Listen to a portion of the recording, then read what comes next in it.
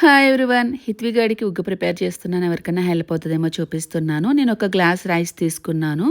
And ఒక spoon వచ్చి కందిపప్పు, ఒక స్పూన్ వచ్చి పెసరపప్పు, ఒక స్పూన్ వచ్చి మినపప్పు, 3 బాదములు, 2 జీడిపప్పు. రైస్ ఏంటంటే 3 వంతులు రైస్ ఉండాలి. ఒక వంతు వచ్చి మనం తీసుకునే పప్పులు ఉండాలి. ఈ మెజర్మెంట్లో మంచిగా కడుక్కొని ఎండలో ఆరబెట్టుకోవాలి. తర్వాత ఏంటంటే ఇట్లా డ్రై రోస్ట్ చేసుకోవాలి.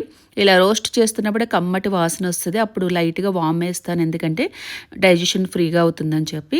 సో చల్లగా అయిన తర్వాత మిక్సీ పడతాను. ఆల్రెడీ ఒకసారి వీడియో పెట్టాను స్టార్టింగ్లో, తర్వాత మళ్ళీ ఒకసారి చేశాను నేను. అందులో ఏంటంటే ఒక స్పూను మినపప్పు, ఒక స్పూన్ కందిపప్పు, అంటే మినపప్పు యాడ్ చేస్తాను అంతే, థర్డ్ టైం ముగ్గు చేయడము.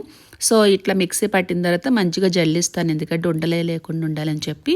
సో ఇక్కడ వైట్ కలర్లో కనిపిస్తుంది కదా, సెకండ్ టైం చేసిన ఉగ్గు. మినపప్పు మాత్రమే యాడ్ చేశాను. ఇప్పుడు వచ్చి పెసరపప్పు యాడ్ చేశాను. ఒక స్టీల్ కంటైనర్లో స్టోర్ చేసి పెడతాను, చాలా రోజులు వస్తుంది పౌడర్ అయితే. అండ్ ఉగ్గులో ఏంటంటే నేను క్యారెట్ ప్యూరీ కూడా మిక్స్ చేస్తాను. అండ్ ఇంకోటి ఇందులో సాల్ట్ అయినా షుగర్ అయినా 1 ఇయర్ బేబీస్ వరకు సాల్ట్ షుగర్ యూజ్ చేయకూడదు.